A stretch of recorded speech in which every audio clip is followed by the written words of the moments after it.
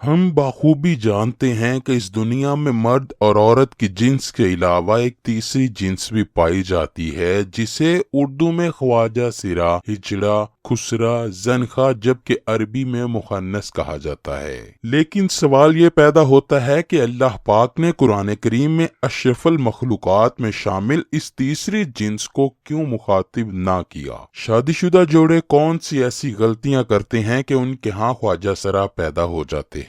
کیا خواجہ سرا سے اسلام میں شادی کی اجازت دی گئی ہے؟ آئیے چلتے ہیں پہلے سوال کی جانب۔ بے شک اللہ پاک ہی ساری کائنات کا خالق و مالک ہے، پھر ایسے کیسے ہو سکتا ہے کہ وہ اپنی مخلوق میں اس تیسری جنس کا ذکر نظر انداز کر دے؟ یہ محض ایک غلط فہمی ہے جو کہ مذہبی اور معاشرتی اکابرین نے ہمارے اندر پیدا کی ہوئی ہے۔ آئیے اس مسئلے کے حل کے لیے مشہور سائنسدان ہیری کلین فیلٹر کی تھیوری کو دیکھتے ہیں۔ اس نے ایک بیماری دریافت کی جس کا نام اس نے اپنے نام پر یعنی کلین فیلٹر سنڈروم رکھا۔ اس بیماری کے مطابق عورت اور مرد کی طرح خواجہ سرا کوئی تیسری جنس نہیں بلکہ یہ ایک جسمانی بیماری ہے۔ اللہ پاک نے انسان کو مرد اور عورت کے ہی روپ میں پیدا کیا، لیکن جس طرح دیگر پیدائشی بیماریوں کی وجہ سے بچہ اندھا، گونگا اور بہرا پیدا ہو سکتا ہے، تو اسی طرح کروموسومز ایکس اور وائی کی تعداد کے عدم مطابقت کی وجہ سے بچے کی جنس کا تعین بھی نہیں ہو پاتا، جس سے بچہ پیدائشی طور پر ایب نارمل پیدا ہوتا ہے۔ ہر انسان میں 23 کروموسومز کے جوڑے پائے جاتے ہیں اور ہر جوڑا 2 کرومیٹین پر مشتمل ہوتا ہے۔ اسی طرح مجموعی طور پر ایک انسان میں 40 کرومیٹین پائے جاتے ہیں۔ بعض اوقات کروموسومز کی تعداد کے وقت مردوں میں ایک زائد کرومیٹین ایکس پیدا ہوتا ہے، اس طرح مردوں میں 46 کی بجائے 47 کرومیٹین بن جاتے ہیں۔ سائنسدانوں کے مطابق ہر 500 میں سے ایک مرد یہ 47واں کرومیٹین پیدا کرتا ہے، اور بچے کی پیدائش کے وقت اگر یہی 47واں کرومیٹین جو کہ باپ کی طرف سے ایکس ایکس یا ایکس وائی کی شکل میں ماں کے کرومیٹین ایکس سے جوڑا بنا لے تو بچہ پیدائشی طور پر ٹرانسجینڈر پیدا ہوتا ہے۔ یہاں یہ بات واضح کر دوں کہ ماں کی طرف سے ہر صورت میں ایک ہی کرومیٹین ایکس آتا ہے، جبکہ باپ کی طرف سے ایکس اور وائی دونوں میں سے کسی ایک نے آنا ہوتا ہے۔ لیکن اگر بدقسمتی سے باپ کی طرف سے ماں کو دونوں ایکس اور وائی کرومیٹین مل جائیں تو پھر وہ ماں کے ایکس کے ساتھ مل کر ایک ایسا بچہ پیدا کرتے ہیں کہ جس کی ساری زندگی سزا بچے اور ماں کو دی جاتی ہے، جبکہ یہ تحفہ تو باپ کا ہوتا ہے۔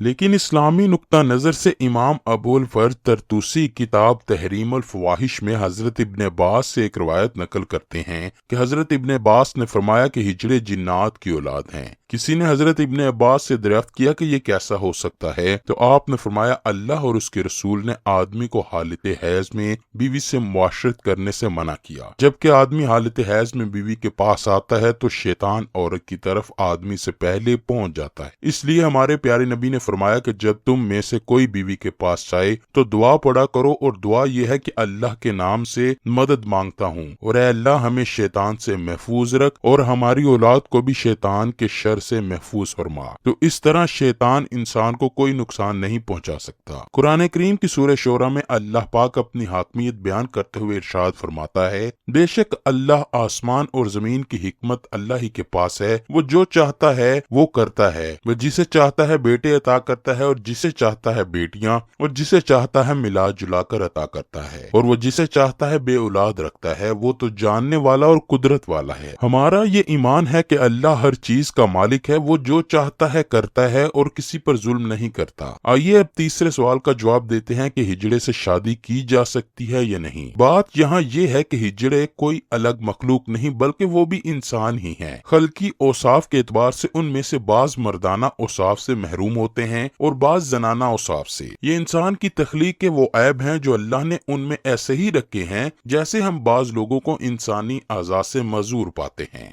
یہ نقائص امتحان کے لیے انسان میں رکھے جاتے ہیں۔ ایک انسان جو کہ معذور ہونے کے باوجود کامل عقل و شعور رکھتا ہے تو اس کا امتحان صبر کا امتحان ہے۔ چنانچہ اب ایسا ہجڑا جس میں مرد و عورت دونوں کی علامات بالکل مساوی پائی جاتی ہوں، اس کا کسی لڑکے یا لڑکی کے ساتھ نکاح شرعاً جائز نہیں۔ البتہ خنثی غیر مشکل یعنی وہ خنثی جس میں مردانہ قوی اور علامات غالب ہوں تو وہ شرعاً مرد شمار ہونے کی وجہ سے اس کا کسی لڑکی سے نکاح، اور اگر اس میں زنانہ صلاحیتیں پائی جاتی ہوں اور وہ علامات غالب ہوں تو اس کا کسی مرد سے نکاح شرعاً بھی جائز ہے اور درست ہوگا۔